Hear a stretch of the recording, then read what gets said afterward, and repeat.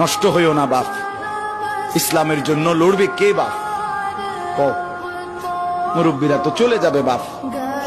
18 বছরের ছেলে, 20 বছরের ছেলে, 22 বছরের তাগড়া জওয়ান, তুমি নষ্ট হয়ে গেলে, তুমি চরিত্রহীন হয়ে গেলে, তুমি যদি সারাক্ষণ নারী ছাড়া, ছবি ছাড়া, মদ জুয়া অশ্লীলতা, তুমি যদি মোবাইলের আসক্তি ছাড়া চলতে না পারো, আগামী দিনে ইসলামের জন্য তুমি করবা কেমন, লড়বে কেমন? আগামী প্রজন্ম তোমার হাতে নিরাপদ দিন পাবে কেমন? বেঁচে থাকার নিরাপত্তা মিলবে না।